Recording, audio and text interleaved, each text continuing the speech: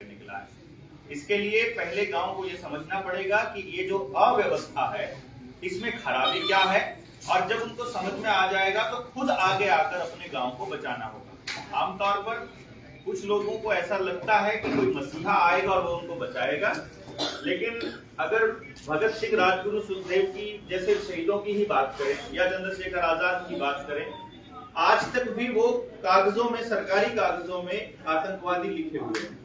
अगर नेताजी सुभाष चंद्र बोस की बात करें, वो युद्ध अपराधी लिखे हुए हैं।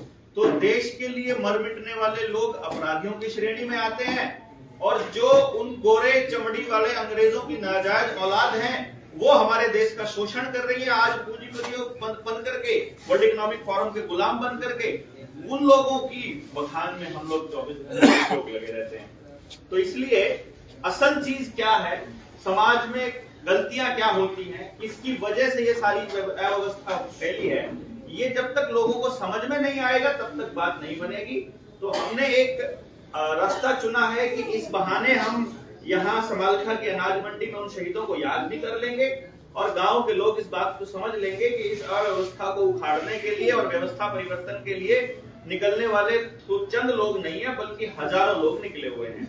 आगे की बात मैं रविंदर भाई से, रविंदर गार्डन से गुजारिश करूंगा, वो बताएं।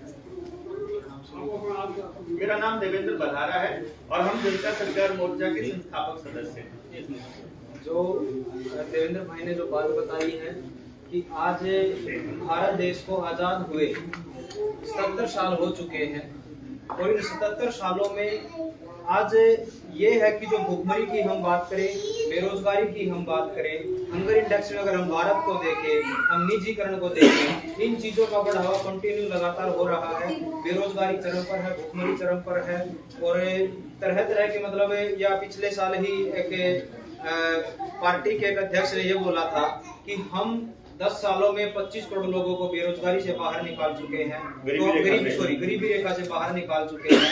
तो फिर हमने पूछा था कि जब हमने 25 करोड़ लोगों को गरीबी रेखा से बाहर निकाला है, तो जो 85 करोड़ लोग हैं जो 5 किलो राशन के ऊपर निर्भर हैं, वो कौन है, कृपया उनको भी बताने का है।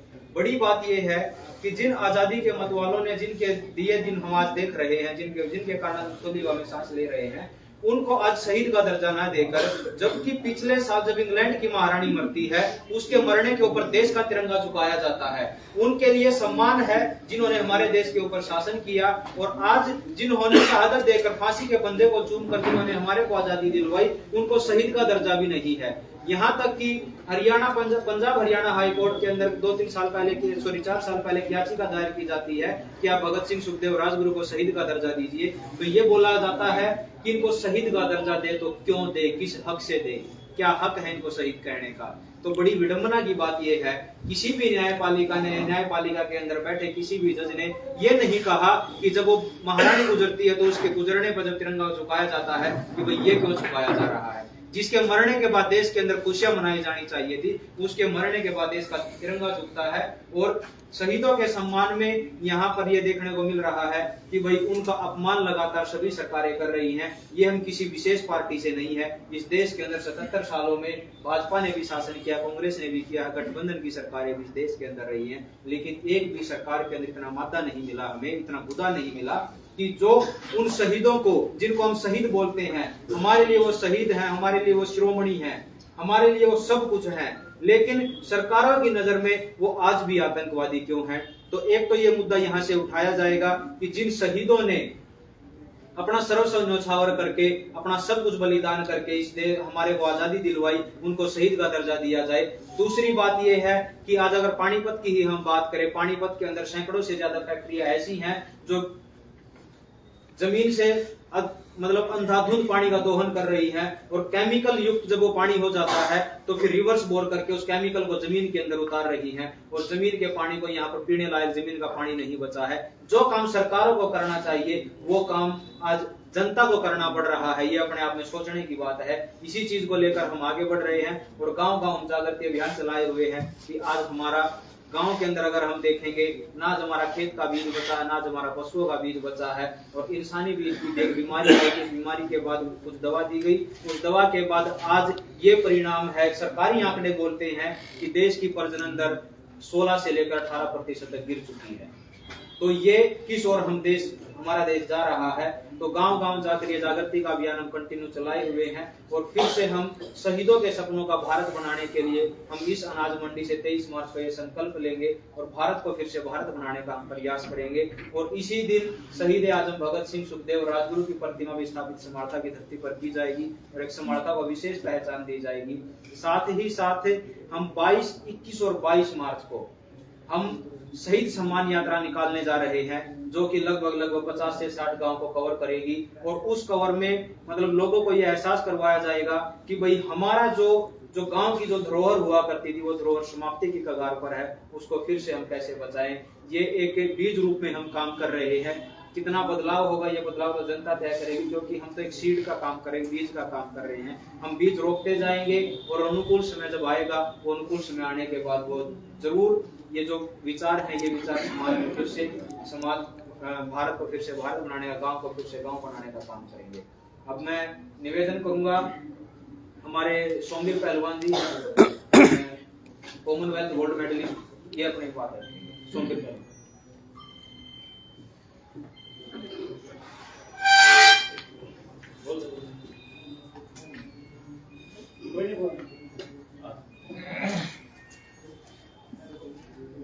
सभी पत्रकार बंधुओं को नमस्कार।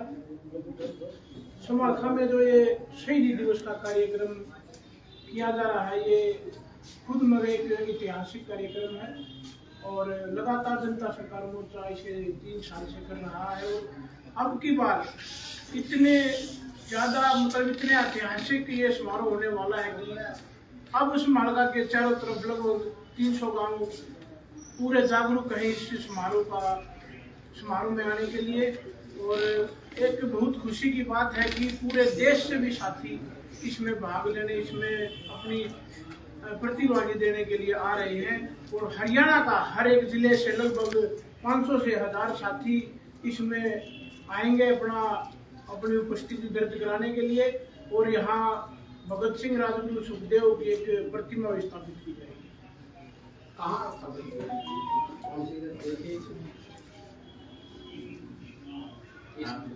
इसके लिए भी परमिशन के लिए गया हुआ है, परमिशन रेडी गया हुआ है। जगह 2 दिन में जगह निश्चित नहीं, जगह 1 या 2 दिन में निश्चित हो जाएगी। आपका ये राजनीतिक संगठन है, ये जो मोर्चा है, ये एक बड़ा ही अलग संगठन है, गैर राजनीतिक। और सबसे बड़ी बात ये है कि इस मोर्चे में 3 साल से हम आ रहे हैं बिना किसी प्रधान के, बिना किसी मतलब पूंजीपतियों के सहयोग के और कोई राजनीतिक मंशा ना रखते हुए केवल जागरण के लिए बनाया गया, लोगों को संगठित करने के लिए बनाया गया ये मोर्चा है। इस मोर्चे में जब भी किसी कार्यक्रम का आयोजन होता है, उस आयोजन का नेतृत्व किया जाता है जो भी व्यक्ति उस आयोजन के लिए प्रपोजल रखता है। समालखा में इस आयोजन का प्रपोजल रखा था भाई रविंदर गालियान ने।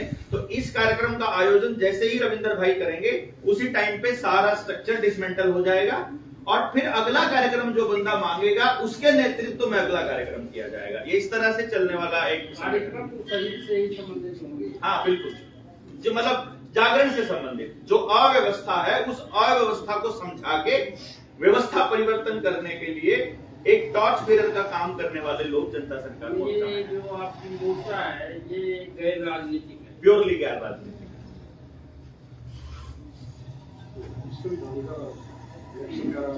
व्यवस्था परिवर्तन कैसे? बिल्कुल, हाँ, व्यवस्था परिवर्तन। देखिए, संविधान ने हमें हक दिया, या देश की जनता को संविधान ने वोटर को यह हक दिया कि वो अपना प्रतिनिधि चुनकर विधानसभा में भेजे। असली लोकतंत्र क्या है कि वो प्रतिनिधि बिना जनता से पूछे, बिना उनकी राय लिए, बिना उनकी सहमति के कोई भी काम विधानसभा में ना करे, ये सुनिश्चित किया गया है संविधान में ही। लेकिन ये गांव के आदमियों को मालूम ही नहीं है। किसी गांव के व्यक्ति को ये नहीं पता कि जो विधायक है और सांसद है वो उसकी वोट की ताकत से ही सांसद है। तो अगर वो उसकी बात नहीं सुनता और नहीं मानता तो उसका क्या इलाज है। इसी रास्ते पर हम लोग चले हुए कि हमारा काम है जागरण। कि गांव का व्यक्ति जब ये मांगे कि मेरा गांव ये मांग रहा है, हमारी ये समस्या है, इसका समाधान हमें कहे, तो प्रतिनिधि के लिए और कार्यपालिका के लिए, साथ में ये जो ब्यूरोक्रेसी है इसके लिए मजबूरी हो जाए उनकी बात सुनना और उसके ऊपर काम करना। इस लेवल पर हम लोग उनको समझाने के लिए चले हुए हैं बेसिकली। लोगों को जागरूकता नहीं है। हाँ, जागरूकता नहीं है। प्रतिनिधि जनप्रतिनिधि बनते हैं तो कहते हैं कुत्ते की तरह जो उनके अभी इसके ऊपर जब हम आने वाले समय में आपको बुलाएंगे किसी बहुत बड़े कार्यक्रम आयोजन में, हम आपको बताएंगे कि अभी जो आपने बोला एकदम सही बोला। अभी का प्रतिनिधि समाज का प्रतिनिधि नहीं है, अभी का प्रतिनिधि पार्टी का प्रतिनिधि है और वो पूंजीपतियों के पालतू कुत्ते की तरह ही काम करता है। अभी जितने भी आप प्रतिनिधियों को देखेंगे वो इसी तरीके से काम, उनका जनता से कोई लेना देना नहीं है। यही हमने समाज को बताना है कि आपका प्रतिनिधि कैसे जाएगा। इसके लिए पूरा का पूरा ब्लूप्रिंट है। हम एक गांव में गए थे, बैठे थे, हमने कहा अगर ऐसा हो जाए तो ये तो बहुत गजब है, तो इसको करने के लिए कोई बाहर से तो नहीं आएगा। समालखा का कार्यक्रम है, समालखा का प्रतिनिधि समालखा चुनेगा और समालखा का भी प्रतिनिधि समालखा चुनेगा, तो उस गांव का प्रतिनिधि तो वो गांव चुनेगा। तो हर घर का प्रतिनिधित्व उसके अंदर शामिल हो, ऐसी कार्य योजना जनता सरकार मोर्चा के पास है।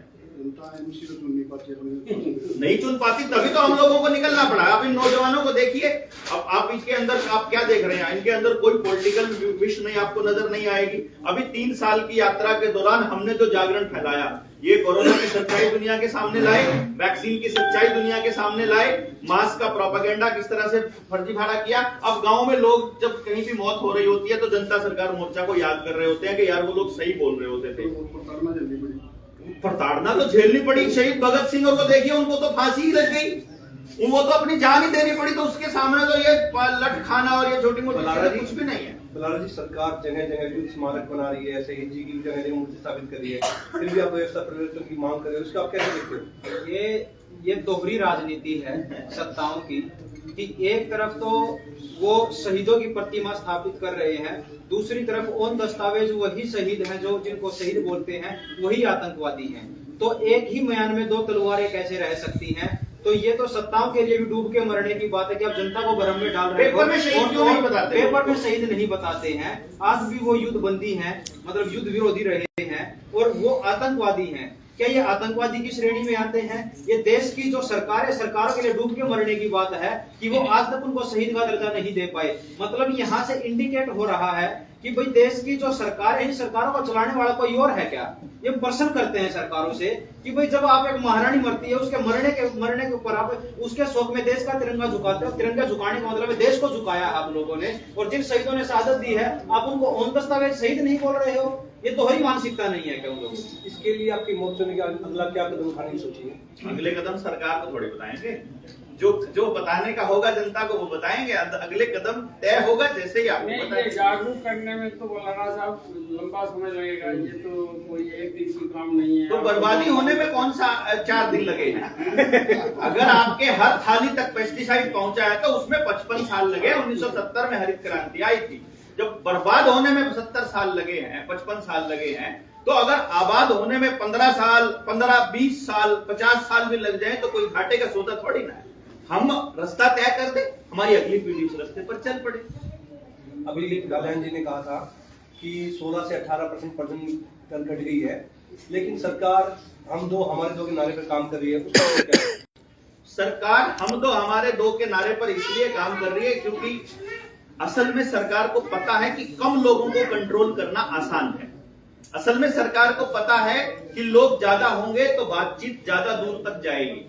सरकार को पता है कि उनका जो एजेंडा 2030 है वो नहीं चलेगा। उनको मालूम है कि घर की जो औरतें हैं उनके दिमाग में जहर भर दो परिवारों के प्रति, बच्चे पैदा करने के प्रति, घर में काम करने के प्रति, तो समाज को तोड़ना आसान है और टूटा हुआ समाज कंट्रोल आसानी से होता है। संगठित समाज कभी भी कंट्रोल नहीं होता है। इसलिए जात पात के नाम पर, ऊंच नीच के नाम पर, धर्म के नाम पर, प्रोपेगेंडा के नाम पर, परिवारों के नाम पर, नए SC/ST एक्ट नाम कर और इस तरह से नए नए कानून बना करके बकायदा योजनाबद्ध तरीके से समाज को तोड़ने का नारा है हम दो हमारे दो। तो ये नारा हमारे हिंदुओं पर ही क्यों लागू होगा? 24% मुसलमान, क्योंकि हिंदू और मुसलमान वाला प्रोपेगेंडा यहाँ पर नहीं चलेगा, हमारे यहाँ पर नहीं होता है। मतलब इसको आप उधर लेकर के जा रहे हैं राजनीतिक रंग की तरफ, वो नहीं चलेगा। ये प्योर प्रोपेगेंडा है। जिसने ये नारा दिया उससे पूछना पड़ेगा आपको, हम नहीं है इसके जवाब दे। ये प्रोपेगेंडा है, ये बता दिया, इस पर लगेगा, ये हमारा काम नहीं है। देखिए हम तो समाज के हर तबके के ऊपर बात कर रहे हैं, ठीक है, इसीलिए निकलना पड़ा। देखिए अगर पेस्टिसाइड की बात करते हैं तो उसके जो भी खाना है जो खा रहे हैं वो तो हर इंसान खा रहा है देश का। अगर बच्चे पढ़ रहे हैं, स्कूल के अंदर शिक्षा मिल रही है, उसके बाद से अगर कोई किसी भी प्रकार से बच्चों के पास गलत शिक्षा जा रही है, जो फोन के माध्यम से जा रही है, स्कूलों के माध्यम से जा रही है, जब उनको टीकाकरण से कुछ भी हो रहा है तो सबके बच्चों के ऊपर एक साथ हो रहा है, ठीक है। तो इसलिए हम ये बात बोल रहे हैं कि भाई हम समाज के हर तबके के का ये था, एक तरफ तो आप कह रहे हैं कि प्रजनन दर घट रही है, दूसरा सरकार ये सो कर रही है कि किसी खास जिसे, चलिए आपको इस लाइन में मैं आपका जवाब दे देता हूं। आपको तो ये मानते हो कि ये सरकार जो है वो प्रो हिंदू है, ड्रामा करके दिखाते हैं ना। सबसे ज्यादा वैक्सीनेशन किसका हुआ है? हिंदुओं का ही हुआ है ना। तो इस बर्बादी का जिम्मेदार कौन है? यही सरकार है। इसी सरकार ने अभी प्रजनन दर 17-18% कम हुई है। टोटल कितनी हो गई है मालूम है आपको? अगर आपको नहीं पता है तो मैं आपको बता दूं, 2014 में डॉक्टर मनमोहन सिंह का बयान है कि हमारे 45% युवा नपुंसक या कुपोषण के शिकार हैं। अभी वो 16-17% बढ़ के 60% तक हो गई है।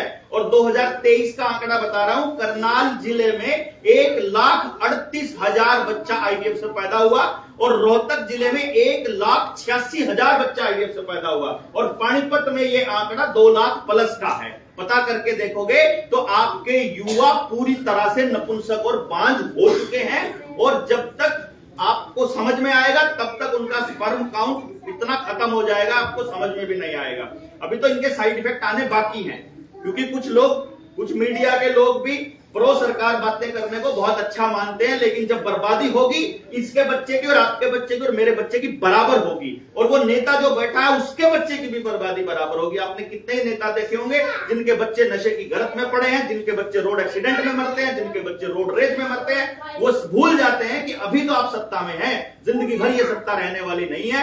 हमारा मानव धर्म ये कहता है कि हमको आने वाली संतानों के लिए एक ऐसा रास्ता बनाना पड़ेगा जहां आप भी खुशी खुशी रह सके और मैं भी खुशी खुशी। मेरा विचार यदि आपसे अलग है तो वो अलग विचार भी कम से कम शांति से रहने का अधिकारी तो है।